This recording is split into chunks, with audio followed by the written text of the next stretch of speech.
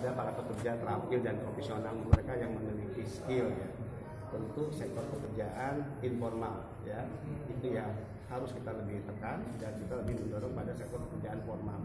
Nah tentu kenapa? Karena sektor informal ini adalah sektor yang rentan dengan eksploitasi, tindakan kekerasan fisik, bahkan tindakan kekerasan seksual, gaji yang tidak dibayar sesuai kontrak, pemutusan hubungan kerja secara pihak, bahkan mereka dipekerjakan ya secara eksploitatif melebihi jam kerja sebagaimana yang disepakati oleh perjanjian kerja misalnya.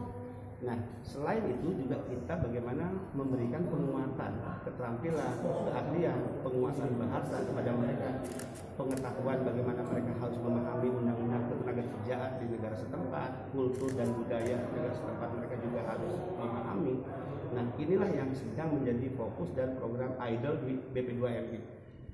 Kuncinya apa? Adalah kuncinya proses penempatan dilakukan secara benar, secara baik, dan proses memberangkatkan mereka juga secara resmi. Itulah kunci sebetulnya ya, penataan dari hulu untuk menghindari segala bentuk eksploitasi yang akan dialami oleh para pekerja migran Indonesia. Dan ini akan memutus rantai ya, para sindikat yang selama ini bekerja untuk sebuah bisnis kotor, mendapatkan uang dengan cara cepat dan jumlah banyak.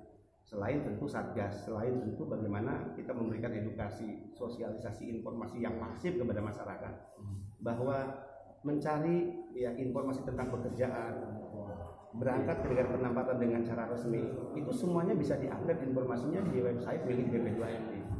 Nah, masyarakat tentu harus diedukasi, dan tentu ini butuh ya kerja-kerja kolaboratif, koordinatif kementerian lembaga, selain dukungan dari pemerintah daerah dan juga tokoh-tokoh masyarakat. Ini bagaimana dengan regulasi terhadap sindikat atau misalkan PMI ini Pak yang datang ilegal di sana, nanti seperti yang dikatakan tadi, nanti ketahuan setelah melapor ke KBRI. Ya, kita tidak boleh ya negara menjadi pemadam kebakaran. Artinya negara hanya bisa memberikan perlindungan setelah justru PMI mengalami masalah atau mengalami musibah.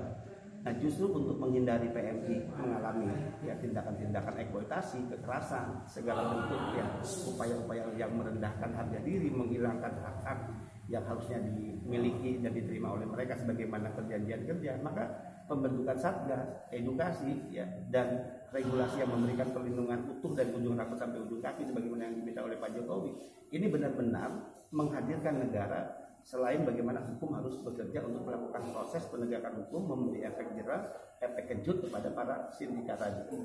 Termasuk apa Pak pengawasan diperketat untuk PMI yang akan keluar ini? Oh ya, Satgas yang kita bentuk ini kan sebetulnya fokus kepada satu daerah kantong PMI.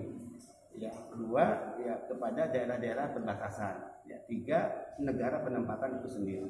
Maka butuh sebetulnya ya duduk satu meja, perjanjian, kesepahaman antara negara penempatan dengan negara kita. Tidak cukup kita mencegah bagaimana mereka berangkat secara ilegal. Apa gunanya itu jika negara penempatan juga yang menerima masuknya para pekerja secara ilegal. Jadi diplomasi politik ini tentu akan diperankan nanti dimainkan oleh perwakilan kita KBRI. Terima kasih Pak. Oke.